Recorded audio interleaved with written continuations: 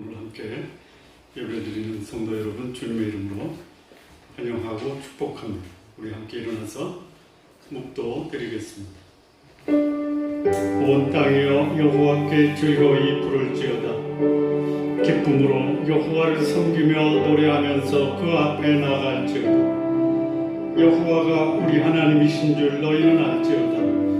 그는 우리를 지으신 자시요 우리는 그의 것이니 그의 백성이요 그의 기르시는 양이로다. 감사함으로 그 문에 들어가며 찬송함으로 그 궁정에 들어가서 그에게 감사하며 그 이름을 송축할지어다. 대저 여호와는 선하시니 그 인자하심이 영원하고 그 성실하심이 대대에 미치리로다. 아멘. 찬양 드리겠습니다. 새 찬송가 37장, 통일 찬송가 37장, 주 예수 이름 높이요.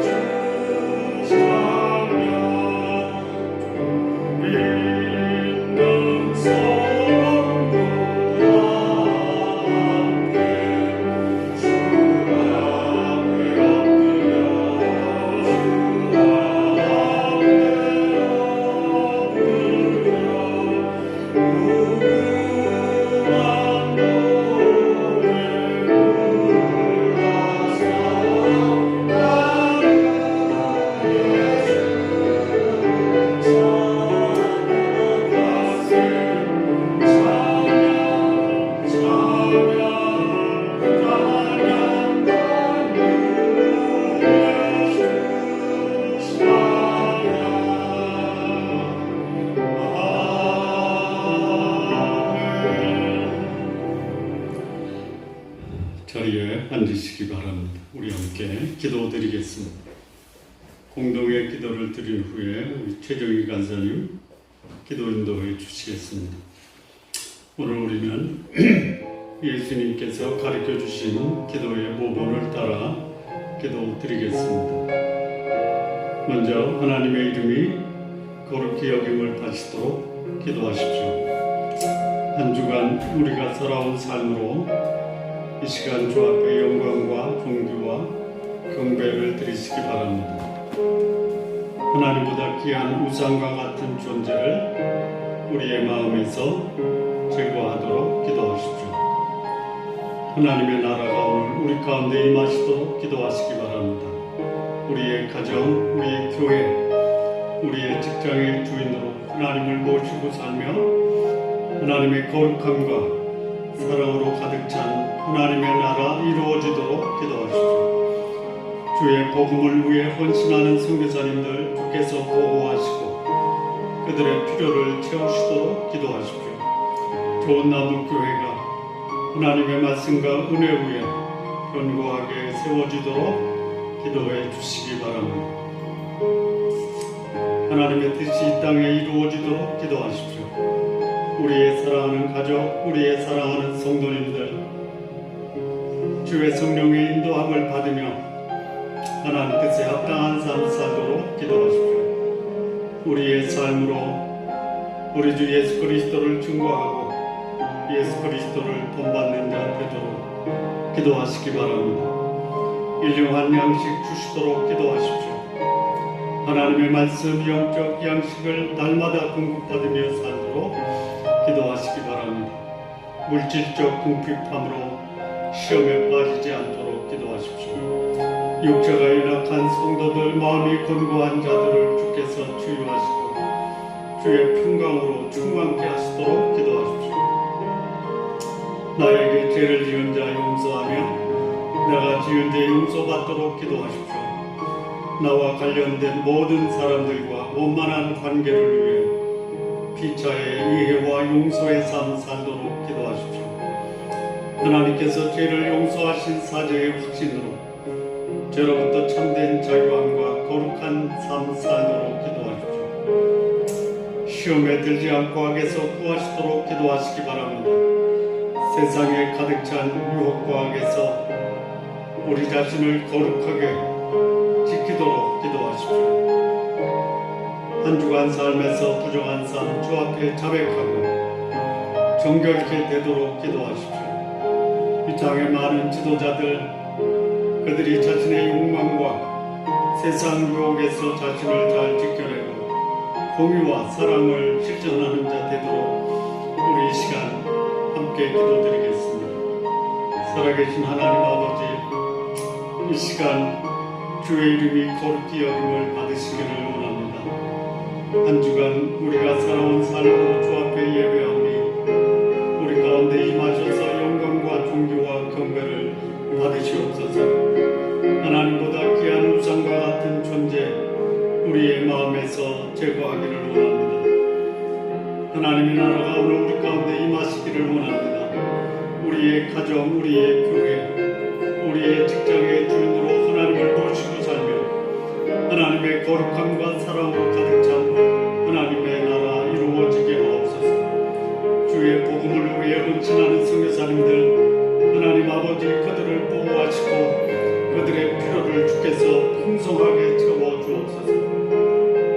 좋은 나무교회가 하나님의 말씀, 하나님의 은혜 위에 견고하게 세워지게 하옵소서. 하나님의 뜻이 오늘 이 땅에 이루어지기를 구합니다. 우리의 사랑하는 가족, 우리의 사랑하는 성도님들 주의 성령의 인도함을 받으며 하나님 뜻에 합당한 삶 살게 하옵소서. 우리의 삶으로 우리 주 예수 그리스도를 증거하고 예수 그리스도를 본받는 자 되게 하옵소서. 오늘날 우리에게 일용한 양식 주시기를 구합니다. 하나님의 말씀 영적 양식을 날마다 공급받으며 살게 하옵소서. 물질적 궁핍함으로 시험에 빠지지 않기를 원합니다. 육체가 연약한 성도들, 마음이 견고한 자들을 주께서 치유하시고 주의 평강으로 충만케 하옵소서. 나에게 죄를 지은 자 용서하며 내가 지은 죄 용서받기를 원합니다. 하나님께서 우리의 죄 용서하신 사죄의 확신으로 죄로부터 참된 자유와 거룩한 삶 살게 하옵소서. 시험에 들지 않고 악에서 구하시기를 기도합니다.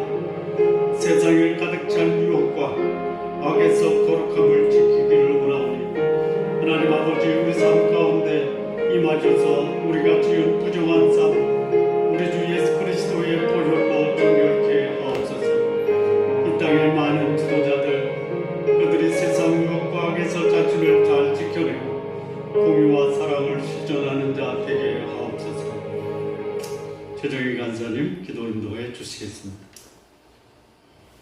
하나님 아버지, 하나님 아버지께 경배와 찬양과 감사를 올립니다. 아멘. 존귀하신 예수 그리스도께서 십자가의 은혜와 사랑으로 우리를 죄와 사망에서 건져내시고 영생을 주시니 감사합니다. 아멘. 영생은 곧 유일하신 참 하나님과 그가 보내신 자 예수 그리스도를 아는 것이라고 말씀하셨사오니 주님과 더욱 깊고 친밀한 교제로 영생의 기쁨과 즐거움을 경험하는 하루하루가 되도록 인도하옵소서. 아멘. 하나님 아버지, 교회는 그의 몸이니 만물 안에서 만물을 충만케 하시는 이의 충만함이라고 말씀하시고 우리를 주님의 몸된 교회로 불러주시니 감사합니다. 주님의 핏값으로 사신 교회를 주님께서 보호하여 주시고 하나님의 뜻대로 하나님의 때에 하나님의 방법으로 주의 일이 되는 것을 보게 하옵소서. 하나님이 다스리시는 공의와 사랑의 충만이 우리 교회 가운데 풍성하게 나타나서 주님만이 영광 받으시길 기도합니다. 하나님 아버지, 우리는 참으로 연약하여 주님의 뜻을 제대로 알기가 어렵습니다. 그러므로 성령님께서 우리를 대신하여 강구하여 주시어 하나님의 마음과 뜻을 분별할 수 있도록 인도하옵소서. 우리가 주님이 말씀하신 대로 온전히 순종하기를 원하며 거룩함과 경건함으로 주님께서 인도하시는 대로 충성스럽게 주님을 섬기며 나아갈 수 있도록 인도하옵소서. 하나님 아버지, 우리 교회 모든 지체들의 건강과 경제적, 인간관계 등 여러 가지 필요들을 돌아보아 주시고 우리 다음 세대들이 예수 그리스도를 알고 섬기는 자들이 되게 하시며 선교사님들의 가정과 사역의 은혜를 베풀어 주옵소서. 우리나라에 바르고 정직한 지도자를 세워주시고 코로나의 확산을 중지시켜 주시어 고통받는 자들에게 희망 소망을 주옵소서. 하나님 아버지, 우리 목사님과 그 가정 그리고 우리 교회 모든 지체들이 영육 강건하고 성령 충만하여 주님께서 기뻐하시는 삶 살아가도록 인도하옵시고 먹든지 마시든지 주님 영광 위에 살기를 원합니다. 우리의 구주여 주님 대신 우리 주 예수 그리스도의 이름으로 기도했습니다. 아멘. 하늘에 계신 우리 아버지여, 이름이 거룩히 여김을 받으시오며 나라가 임하옵시며 뜻이 하늘에서 이루어진 것 같이 땅에서도 이루어지리이다. 오늘날 우리에게 일용할 양식을 주옵시고 우리가 우리에게 죄 지은 자를 사하여 준 것 같이 우리 죄를 사하여 주옵시고 우리를 시험에 들게 하지 마옵시며 다만 악에서 구하옵소서. 나라와 권세와 영광이 아버지께 영원히 쌓옵나이다. 아멘.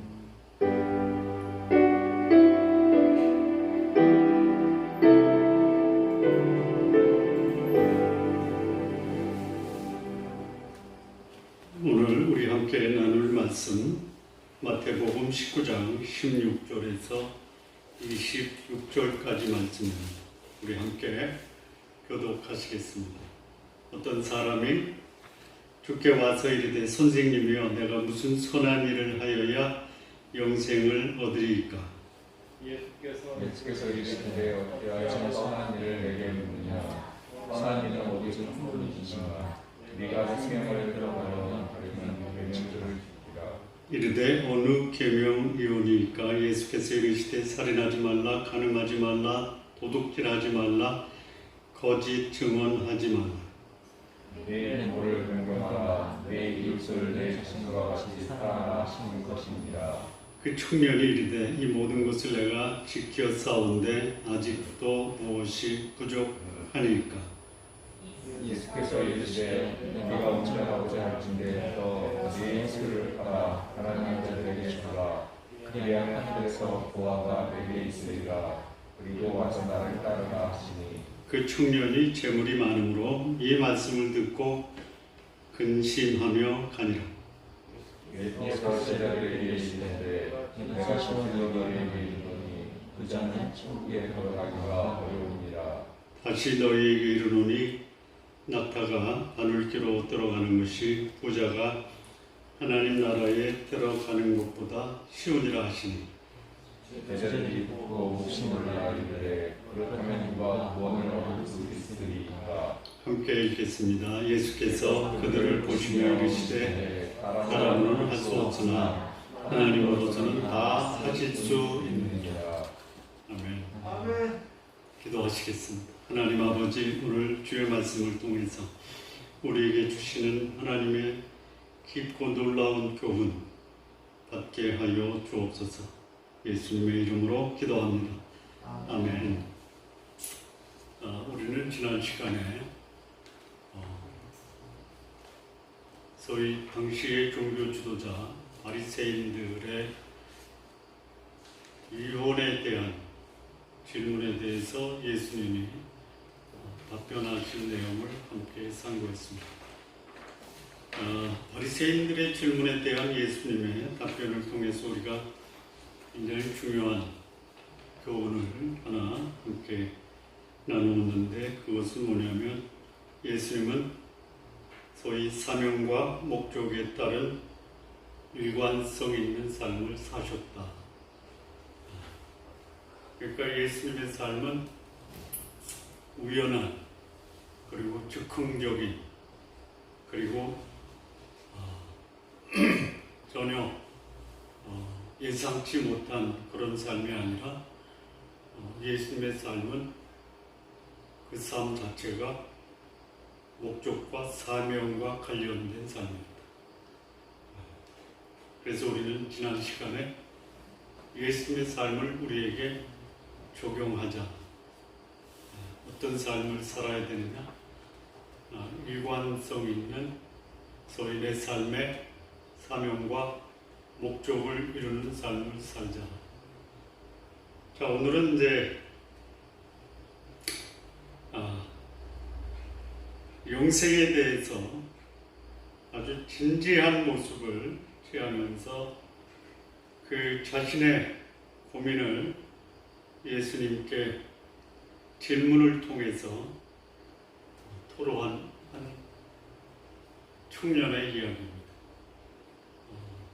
이 말씀을 보면은 이 사건은 예수님이 십자가 달리시기 4개월과 2개월 사이에 벌어진 일. 굉장히 그 십자가가 눈앞에 있습니다. 근데 십자가가 눈앞에 있든 눈으로부터 멀리 있든 예수님의 삶은 앞서 말씀드린 것처럼 일관성 있는 사명과 목적에 합당한 삶이었죠. 또 하나 예수님의 삶을 보면 뭐 비슷한 건데 조금 관점을 달리 보면 여기 이제 부자 청년과 연관을 시켜보는 거거든요. 뭐냐면 이 청년은 부자예요, 관원이에요. 젊고 부자고 관원이에요. 이 관원은 두 가지 가능성이 있거든요. 하나는 뭐냐면 로마 정부에 의해서 임명된 소위 총독부의 고위 관리일 수 있어요. 이게 첫 번째 가능성이고요.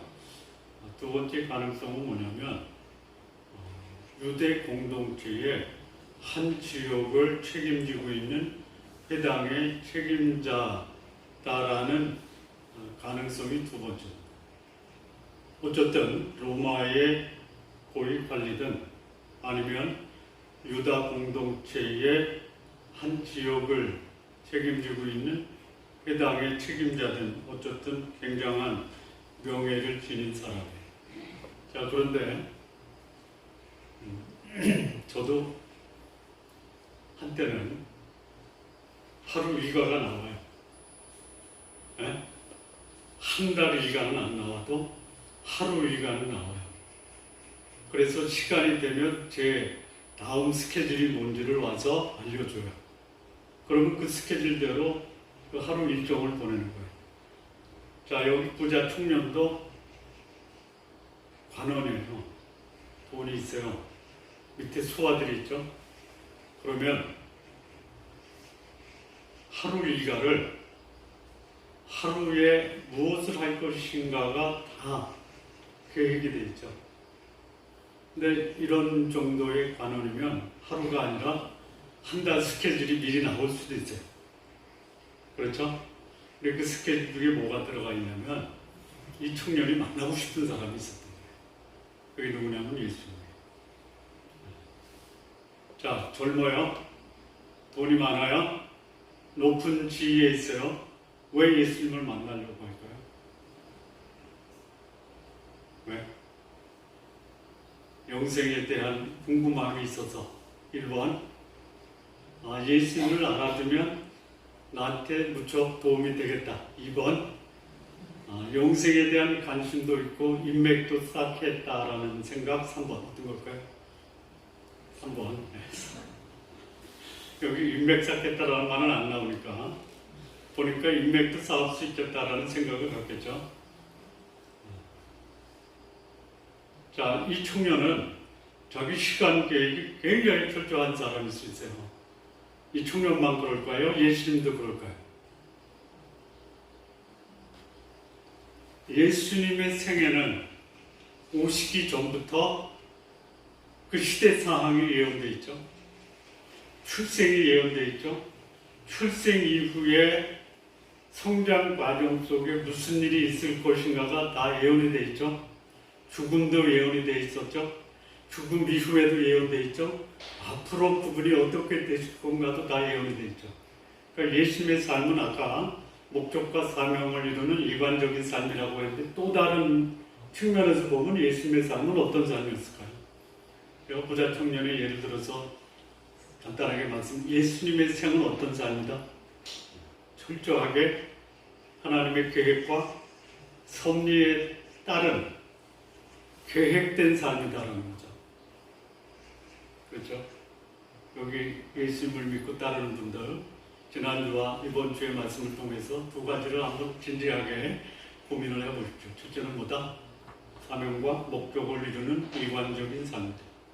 두 번째는 철저하게 계획된 삶을 사시라. 그렇다면 바리새인들을 만난 거나 이 부자 청년을 만난 것도 하나님의 계획과 섭리 안에 있는 거죠. 네? 어쩌다 우연히 유다 지경으로 가다가 전혀 느닷없이 한 부자 청년이 달려나와 무릎 꿇고 예수님께 질문한 것이다. 그렇게 보이는데 이것을 하나님의 안목으로 보면 다 계획된 하나님의 섭리 아래서 이루어진 사건이다. 그래서 어느 분이 그런 얘기를 했어요. 내가 오늘 만나는 사람은 하나님이 창세전에 계획하신 그야말로 디바인 어퀘인턴스라고 해요. 하나님의 뜻 안에서 만나는 사건이다. 우연히 스치고 지나가는 사람이 아니라 내가 오늘 만나는 모든 사람은 하나님이 계획하시고 나에게 허락하신 하나님의 뜻이 이루어지게 하는 사건이에요. 그렇게 보시고 이 사건은. 자, 이 부자 청년이 아주 진지한 모습으로 예수님께 나옵니다. 왜 나옵니까? 어떻게 해야 영생을 얻을 수 있습니다. 근데 그 앞에 이 부자 청년이 예수님을 호칭할 때 뭐라고 호칭을 합니까? 뭐라고 호칭하죠? 선생님이요. 마태복음에는 선생님이요 라고 얘기를 하고요. 마가복음에는요, 선생님 앞에 아주 특별한 수식어를 하나 붙이는데, 마가복음 10장 17절을 보면 예수께서 길에 나가실 때 한 사람이 달려와서 꿇어 앉아 묻자오되 선한 선생님이요 내가 무엇을 하여야 영생을 얻으리까. 선생님 앞에 선한이라는 아주 특별한 수식어를 붙입니다. 이 선하다라는 것은요, 요즘 말로 말하면 대단하다라는 게 그냥 대단한 게 아니라 요즘에 아주 사람들에게 인기를 얻는 연예인들 앞에 무슨 수식어를 붙여요? 유재석 하면 그 앞에 무슨 유자를 빼고 뭘 붙여요? 몰라요? 모르시고 놀랄만한 수식어를 붙이죠. 유재석 앞에다가 가시라는, 그리고 유재석의 유자를 쓰면서 재석이란 말 안 쓰고 뭘 써요? 유느님이래요. 그런 표현이에요. 아주 일상적인 단어가 된 것 중에 하나가 뭐냐면 인기 연예인 젊은 그룹을 가리켜 뭐 아이돌이래요. 아이돌이래요. 그 말을 들은 사람들은 기분이 좋아요? 아니면 이거 나를 지칭해서 신성모독한다고 불쾌해요? 어때요? 유재석의 유자를 빼고 갓을 붙이면 유재석이가 몸소리 칠 정도로 두려워하면서 그런 말 쓰지 말라고 해요? 아니면 기분 좋아서 나를 제대로 알아보네 이렇게 생각할까요? 이제 대충 감이 잡히죠. 이 부자 청년의 관원이 예수님께 달려나와요. 근데 예수님께 달려나올 때요, 이 상황을 봐야 돼요. 수많은 무리가 예수님 따랐죠. 여기 이제 바리새인과 부자 청년 사이에요, 한 공백이 있어요. 우리 지난 시간에 19장 1절부터 12절까지 하고 오늘은 몇 절부터 한 거죠? 16절부터 한 거죠. 그리고 거기 공백에 수많은 무리가 따르고요. 그 한 사람이 자기 아이를 데리고 예수님께 안수받으러 와요. 그랬더니 무리들이 화를 낸 거예요. 어디 꼬마가 여기 나서냐고. 예수님이 그 아이를 불러서 안수를 해주고요. 이 아이와 같아 중국에 간다고 또 반복을 해요. 지난번에 우리 했잖아요. 자, 그런데 보세요. 그래서 나가셨어요. 수많은 무리가 따라 한 부자 청년이 달려와 무릎을 꿇어요. 그 상황이 이해가 되십니까? 한번 생각해 보세요. 무리들이 엄청나게 예수님을 따르는데 홍해가 갈라지는 길이 딱 갈라져요. 그 부자 청년이 막 달려와요. 그리고 예수님 앞에 무릎을 탁 꿇어요. 이 상상이 돼요? 상상이 됩니까? 되십니다. 상상만 하세요. 저는 이 모습을 보면서 유대의 고위 관료들, 당시 그 지역의 유대 공동체의 회당의 책임자들, 상당한 사회적 권한과 책임이 있는 사람이죠. 그리고 아까도 말씀드렸다시피 스케줄대로 행동하는 사람이죠. 그래서 사전에 이 청년이 내가 진짜 만나고 싶은 사람이 있는데 예수라고 하는 선생이야. 한번 그분의 그 행적을 한번 추적을 해봐. 그리고 우리 지역을 혹 지나갈 것이 있으면 나한테 얘기를 하고 그분을 잘 모시고 그분이 우리 지역에 오면 그 수화들을 풀어서 내가 그분 앞에 나갈 때 뛰어나갈 수 있도록 길을 열고 그분 앞에 가서 무릎 꿇고 나 그분 앞에 정중하게 대접을 하려고 그래 라고 했을 거다라는 가능성이 있죠. 그 말은 성경에 안 나와요. 근데 추론은 할 수 있잖아. 그러면 이 청년이 들고 나온 소위 직접적인 예수님과 만나서 대화하는 대화의 주제는 뭐죠? 그거를 소위 그 높은 사람들 그 공식적인 만남이죠. 예수님과 부자 청년의 공식적인 만남이죠. 그래서 이제 첫 번째 의전이란 말이에요. 의전. 그러면 내가 어떤 자세를 취할까? 그랬더니 주변 사람들이 관원이니까 무슨 호칭을 불렀겠죠. 예수님께 나갈 때는 길을 열어놓을 테니까 일단은 진지한 모습으로 숨을 헐떡거리면서 그 앞에 뛰어가시죠. 그리고 그 앞에 가서는 무릎을 꿇으십시오. 그리고 그분을 부를 때는 선한 선생님이여 부르십시오. 그리고 그분의 관심이 지금까지 그분이 사람들이 말할 때 선지자라고 했으니까 그분은 이 땅에 하나님의 말씀을 가르치고 복음을 증거하고 그리고 병자를 치유하러 오셨으니까 그 예수님에 대한 정보를 다 파악한 거죠. 그래서 그분의 최고의 관심사인 영생과 구원에 대한 질문을 하시고 이해가 되십니까? 제가 지금 이렇게 설명하는 게 뭐 어디선가 들었던 내용입니까? 아니면 난생 처음 듣는 내용입니까? 처음 듣는 거. 그렇죠. 그렇죠.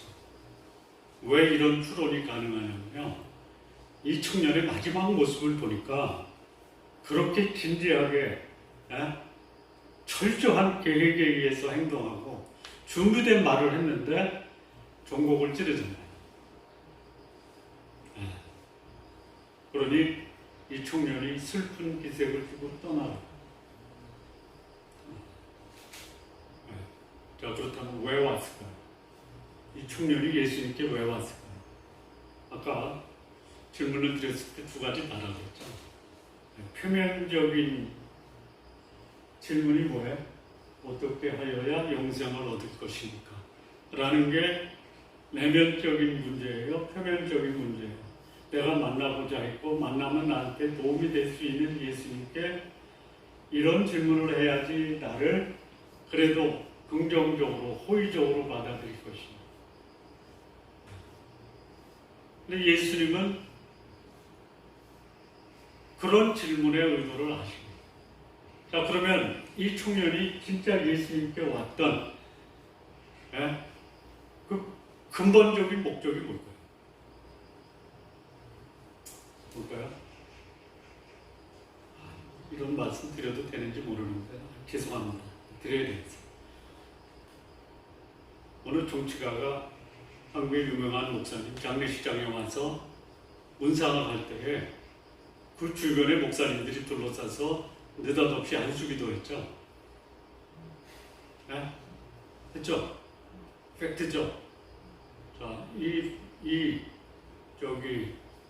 정치인이 어느 목사님 장례식장에 문상한 목적이 뭐예요?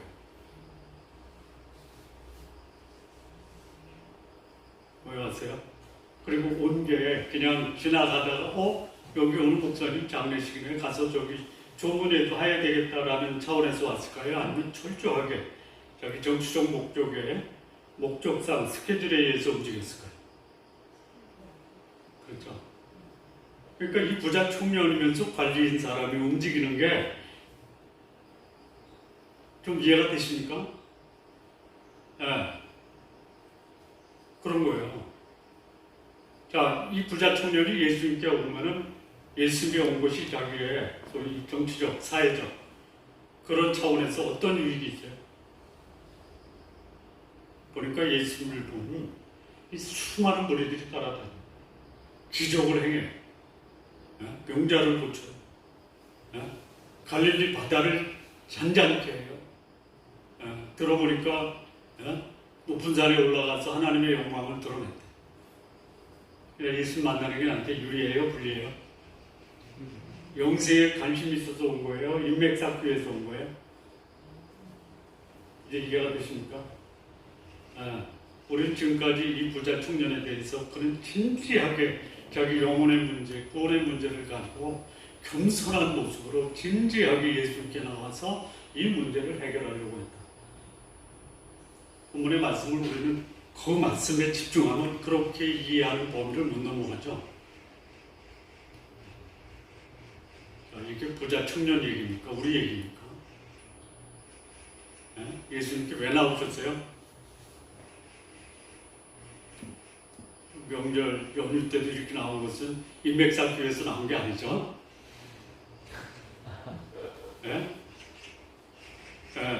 생명의 말씀 대신 하나님의 말씀, 그리고 생명의 주인 대신 하나님을 예배하기 위해서 나왔죠. 다 그러네요. 자, 이 청년이 예수님께 나와서 이제 질문한 그 질문의 의도가 전부는 아니더라도 어쨌든 영생에 대한 관심이 있어서 온 거예요. 근데 그 영생에 대한 질문을 했을 때 예수님은 계명을 지켜라. 무슨 계명입니까? 살인하지 말라, 간음하지 말라, 도적질하지 말라, 거짓말하지 말라, 뭐 이런 계명을 얘기하니까 어렸을 때부터 다 들었습니다. 그랬더니 오히려 한 가지 부족한 것이 있는데, 네 재물을 다 팔아서 가난한 사람에게 주고 와서 그 다음에 다시 얘기하자. 그랬더니 이 청년이 재물이 많은 거로 근심하여 가니라. 이 모습을 보면 이 청년의 예수님을 떠나는 모습, 올 때의 모습과 갈 때의 모습이 다르죠. 네? 굉장히 다르죠. 자, 우리는 어떤 모습으로 왔냐면 참 영혼의 그 거급함, 삶의 곤고함 때문에 그런 모습으로 예수님께 나왔죠. 그리고 예수님 만나고 돌아갈 때는 내 마음의 곤고함과 그 온갖 짐을 떨쳐버리고 자유와 해방감 속에서 감격하며 떠났죠. 그렇죠? 왜 그랬을까? 왜 그랬을까? 그래서 이 말씀을 묵상하다 보니까 오해였다. 이 청년의 오해였다. 오해. 여러분, 오해라는 단어가 있고 유사한 단어가 있죠. 뭐죠? 다른 단어, 착각이다. 오해와 착각의 차이가 뭐죠? 내가 뭐가 된 줄 아는 것은 오해라고 해요? 착각이라고 해요? 착각. 저 사람이 그런 사람인 줄 몰라서 이거는 착각이에요, 오해예요? 그러니까 착각은 그 대상이 누구예요? 오해는 대상이 누구예요? 저예요? 이 청년은 누구를 오해하냐면 예수님을 오해했어요. 또 이 청년은 무엇을 오해하냐면 구원을 오해했어요. 또 이 청년은 무엇을 오해하냐면요, 삶의 중요한 우선순위를 오해합니다. 그러니까 이 청년이 근심하며 떠났던 이 오해의 핵심이 무엇인가? 첫 번째는요, 예수님이에요. 예수님. 16절 보시죠. 어떤 사람이 주께 와서 이르되 선생님이여, 내가 무슨 선한 일을 하여야 영생을 얻으리까? 여기 진짜 뭐 온갖 수식어를 다 붙였어요. 그런데 자기가 하는 말을 모르는 거예요.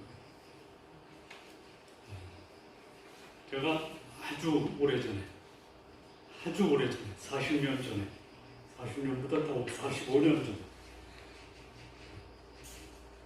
어느 기업인이 어느 목사님과 더불어 청소년 수련회에 오셨어요.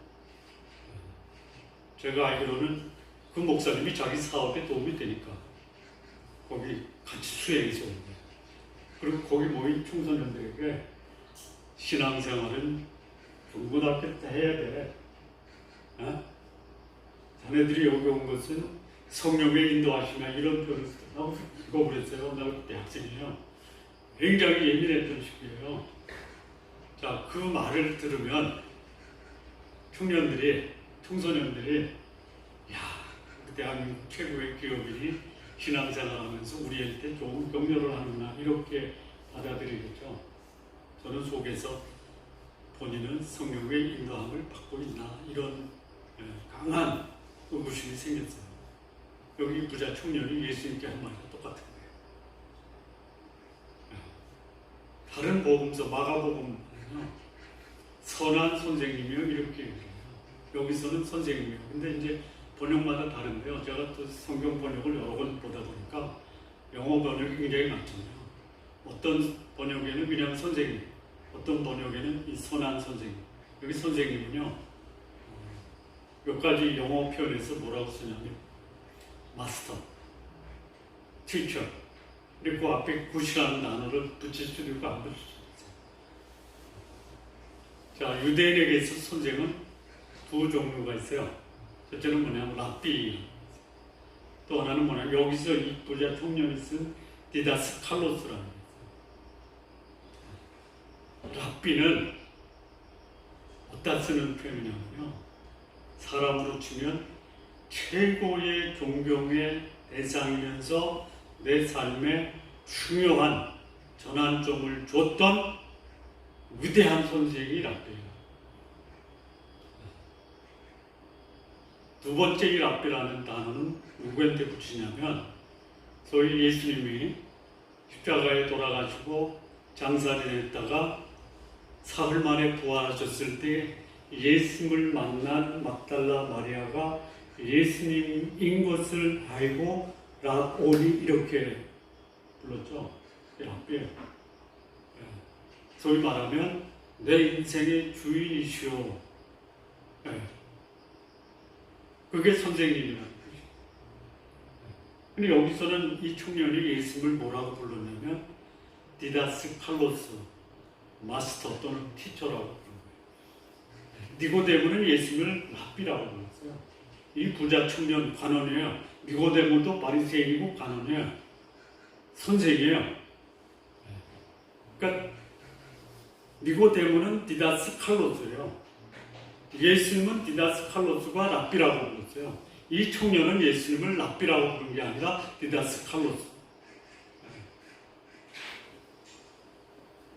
위대하고 존경스럽고 감히 접근할 수 없는 신적인 존재가 아니고 좋은 말씀을 많이 전해주는 평범한 교사로 본 거예요. 그런데 그 앞에 무슨 단어를 붙이냐면요. 선하다라는 말을 붙여요. 이 선하다라는 말은요. 아무데나 붙이는 게 아니에요. 디다스 칼로스에게 붙이면 안 돼요. 적어도 랍비 정도로 돼야 돼요. 그러니까 많이 알고 있는 지식인으로서의 선생에게 선하다라는 말을 붙이면 안 돼요. 선하다라는 말은 누구한테 붙이는 거냐면요. 아가소스라고 해서 하나님께 붙이는 거예요. 예. 하나님의 선하심 할 때 쓰는 단어예요. 그런데 이 부자 청년은 예수님의 본질을 디다스 칼로스, 많이 알아서 사람들에게 좋은 교훈을 주는 선생으로 부르는데 앞에다는 뭘 붙인 거예요? 하나님. 거룩하신 하나님께, 선하신 하나님께 쓰는 용어를 붙인 거예요. 이게 뭐예요? 이게?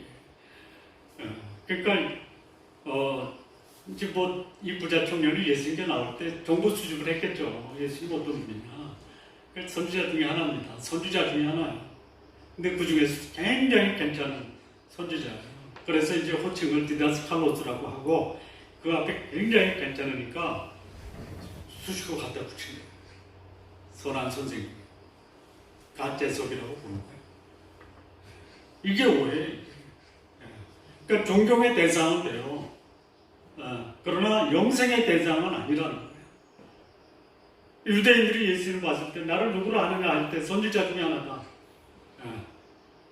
그 정도로 본 거예요. 거기다 이제 아부하기 위해서 붙인 게 뭐냐? 갓 예수여 이거예요. 사람 이상은 아닌데 여느 사람보다는 괜찮은 사람. 그리고 와서 묻는 게 뭐예요? 어떻게 영생을 얻습니까?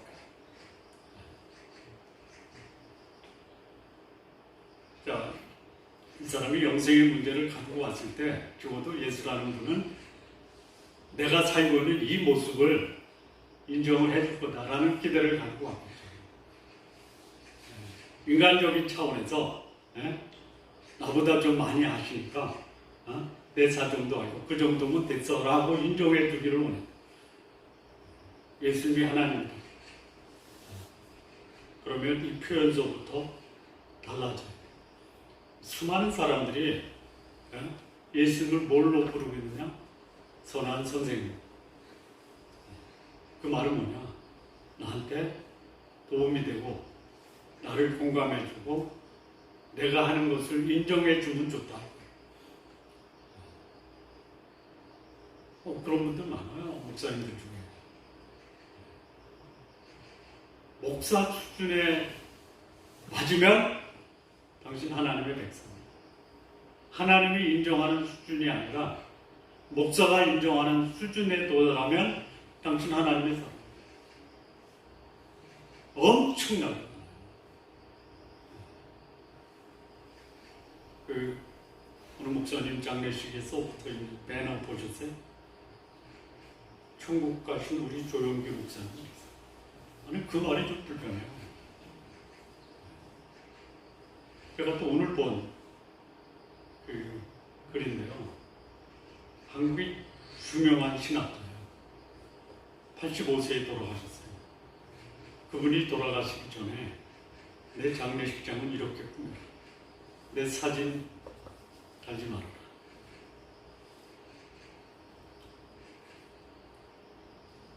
사진이 없으니 내 사진 근처에 있던 조화도 필요가 없다. 조의금 받지 말아라. 단 하나, 가급적 문상객들 안 받았으면 좋은데 오시면 융숭하게 대접하라. 그리고 내 화관식 때는 가족 외에는 오지 말아라. 그리고 내 시신을 운구할 때는 우리 집에 있는 소위 카니발 거기 놨어요. 봉고차에다가 옮겨라. 이 대조되죠? 네? 우리 그냥 평범한 우리 성도들은 어디에 감동을 받을까요? 인생의 마지막은 저 정도로 사람들에게 인정과 존경을 받으면서 떠나야지. 이분은요, 대한민국 최고의 신학자예요. 나는 이분께도 감동이 있어요. 제가 우리 성도님께 부탁 하나 드리면, 우리 가족들한테 부탁합니다. 총국까지 우리 목사님하고 사진도 없고 조화도 없고 또 뭐가 없더랬죠? 도의향도 없고 운구행렬도 없고 그냥 카니발에다가 제 시신을 운구해서 가족들이 그렇게 하도록 부탁할 테니까 성도님들도 그렇게 해주죠. 네? 그냥 확률적으로 보면 제가 더 먼저 가겠죠. 네? 네. 그럴 거예요. 그러니까 이 부자 청년의 오해가 뭐냐면 적어도 내가 한 행동을 저분이 수용하면 되겠다. 예수님과 하실까요? 그렇죠. 예수님은 언제나 진리와 그 다음에 분명한 원칙에 합당한 말씀을 하시는 거예요. 그러니까 이런 부자 청년의 모습으로 예수님께 나오는 사람들이 얼마든지 있을 수 있다. 이 예수님이 이 부자 청년이라는 게 그거예요. 네가 나를 선생이라고 부르는데, 소위 말하면 하나님으로 인정 안 하는데 어떻게 나를 하나님께만 쓸 수 있는 선하다는 말을 쓰느냐. 그리고 나를 하나님으로 인정 안 하는데 네가 영생에 대해서 궁금해서 나한테 질문하는 거냐? 아니면 내가 너한테 그 정도면 됐다라고 인정해 주는 것을 원하고 나와 친분 관계를 맺으려고 나한테 온 거냐?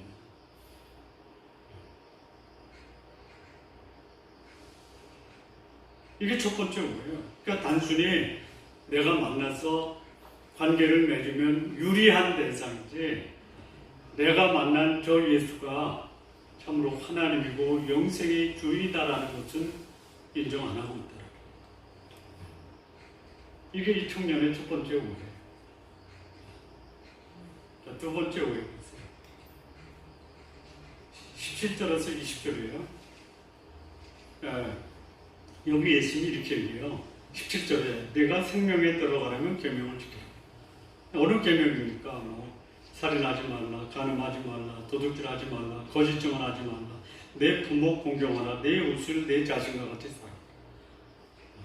그랬더니 이 청년이 모든 거 내가 지켰습니다. 이러면 된 거 아닙니까? 여러분 아직도 무엇이 부족하니까는요, 뭘 하겠다라는 게 아니에요. 이 정도면 된 게 아닙니까? 이거죠. 자, 예수님이 계명을 지키라 할 때 이 계명의 핵심이 뭐예요? 계명의 핵심이 뭐예요? 여기서 빠진 게 있죠. 이 계명이요, 인간관계에 관련된 계명이죠. 그렇죠? 뭐가 빠졌죠? 하나님과 관련된 계명 빠졌죠. 그냥 뺀 게 아니에요. 이 청년이 관심 갖고 있는 것은 그가 지금까지 살면서 살아왔던 삶의 모습을 지적을 한 거예요. 긍정적인 답변도 받았어요. 그러고 났더니 예수님이 종곡을 찌른 게 뭐냐면 이거예요. 네가 가진 것을 다 가지고 여기 이제 21절이요. 온전하고자 한다면 내 소유를 팔아 가난한 사람에게 주고 그래야면 하늘에서 보화가 있다. 그리고 와서 나를 따라. 이 청년이 가지고 있었던 삶의 소위 그 토대 또는 그 삶의 가장 큰 비중을 차지하고 있는 게 뭐냐면 재물이죠. 재물이에요. 재물은 꼭 필요한 겁니다. 할 수만 있으면 많이 재물을 축적하십시오. 할 수만 있다면 필요한 만큼 마음껏 쓰십시오. 그리고도 남으면 이제 나누십시오. 이 청년이 가지고 있었던 게 뭐냐면 돈을 많이 벌었어요. 굉장히 사업 수완이 좋았던 사람이에요. 그리고 권력을 갖고 있어요. 뭐가 부족해요? 우리나라에도 그런 사람 있죠. 거기다가 교회 집사예요. 누구죠? 웬만한 정치인들은 다 집사예요. 제가 알고 있는 그래도 그나마 괜찮은데 이제 한 세대가 가는 것 같아요. 현대그룹의 이세중의 회장님이죠. 국회의원이죠. 세계 축구협회 부회장이죠. 서울 어느 교회의 집사예요.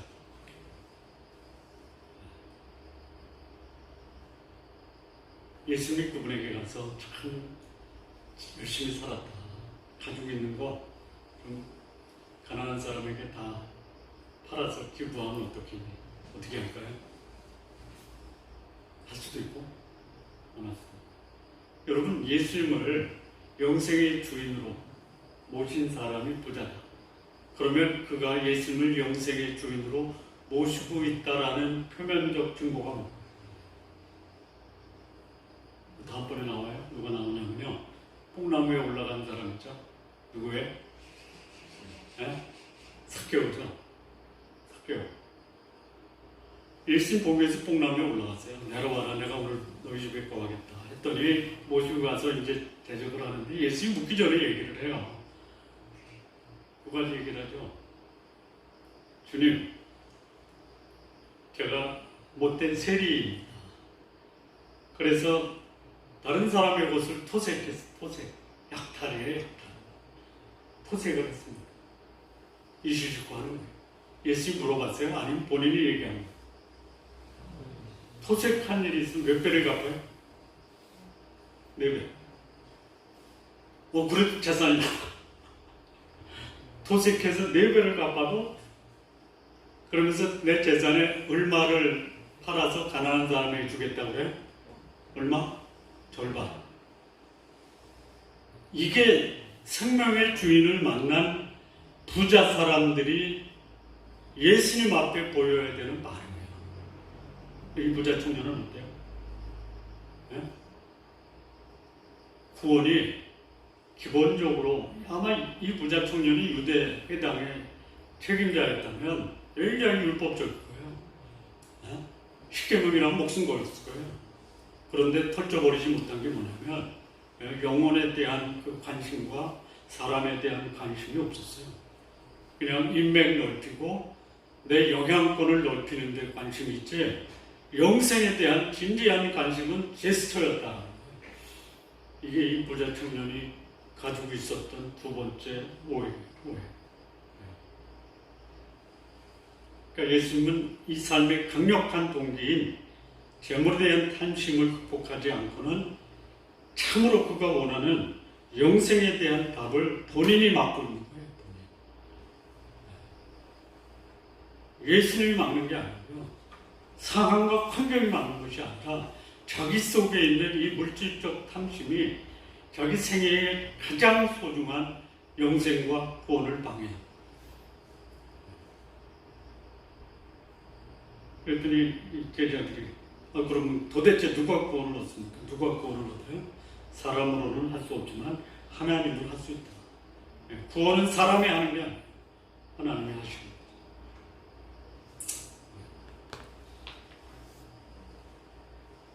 이 부자 청년의 문제는 뭐냐? 자기 안에 있는 탐심, 부조리, 이거를 숨기면서 여전히 자신의 종교적 행위를 붙들고 영생의 수단으로 생각합니다. 세 번째. 21절에서 25절 보면요. 여기 이제 가서 소유를 팔아서 가난한 사람에게 주고, 그러면 하늘에 보화가 있으니까 그리고 와서 날 따라. 재물이 많음으로 이 말씀을 듣고 근심해서 갔다. 자, 구원도 오해했지만요. 이 부자 청년에 있어서 삶의 가장 중요한 우선순위가 뭐예요? 하늘의 재물이 아니죠. 지상의 재물이죠. 여기 이제 진짜 영혼에 대한 관심, 영생에 대한 관심이 있으면 지상의 재물이 아니라 여기 예수님이 뭐래? 그래야만 하늘에서 보화가 내겠어요. 하늘의 재물에 관심을 가져야 되는데 지상의 재물에 이 청년은 관심이 있었어요. 그러니까 이 청년에게 있어서 중요한 우선순위는 하늘의 보물입니까? 지상의 재물입니까? 지상의 재물. 여러분, 재물에 관심 있는 게 잘못된 게 아니에요. 그런데 그 관심이 지상의 재물에만 한정되면 문제가 되는 거예요.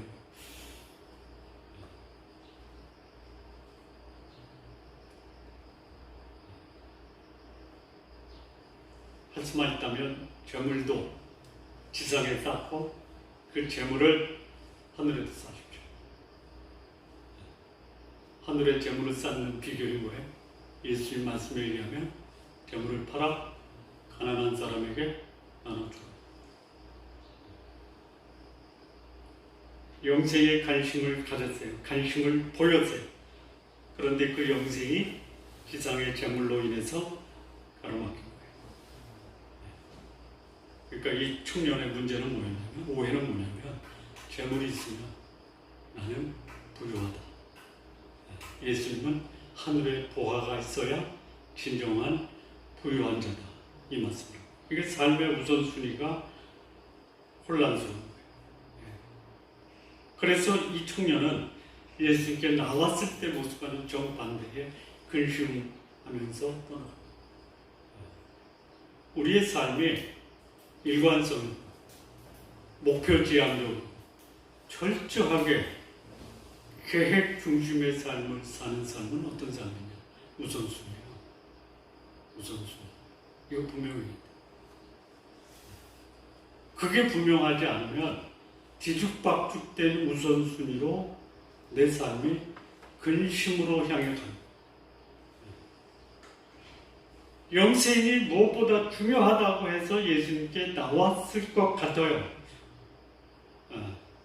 그런데 예수님에 대해서 오해하고, 구원에 대해서 오해하고, 삶의 우선순위에 오해를 하는 이 사람, 결국 근심하며 불행한 삶으로 돌아갑니다.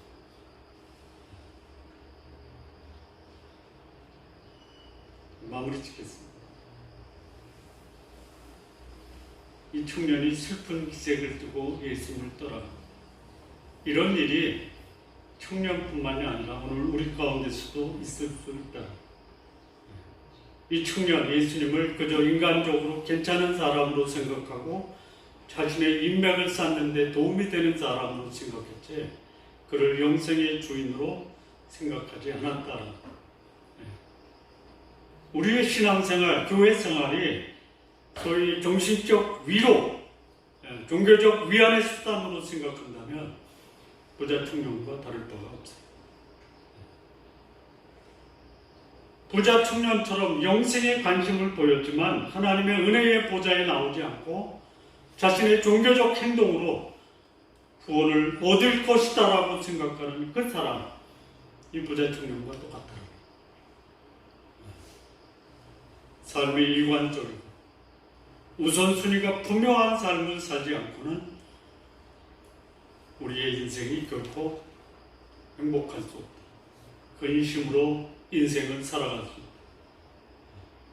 오늘 우리의 신앙생활의 모습, 오늘 우리가 얻은 이 구원에 대해서 우리는 어떤 분명한 진리와 인식을 갖고 있느냐.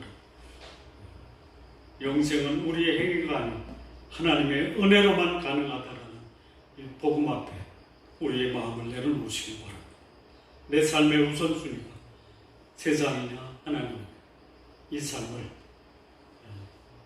성도님들 분명하게 정립하시고 사셨으면 참 좋겠습니다. 기도하시겠습니다. 하나님 아버지 감사합니다. 오늘 이 부자 청년이 가지고 있었던 이 오해, 얼마든지 우리 시대에 우리도 이 오해 가운데 있을 수 있는데 오늘 말씀을 통해서 우리에게 교훈하시고 권면하신 이 진리의 말씀 앞에 겸손히 우리의 영혼과 우리의 삶을 주 앞에 내려놓고 우리 주 예수 그리스도 그분을 하나님 구원자로 믿고 그분과 함께 동행하는 삶 살아가는 우리 성도님들 되게 하옵소서. 예수님의 이름으로 기도합니다. 아멘.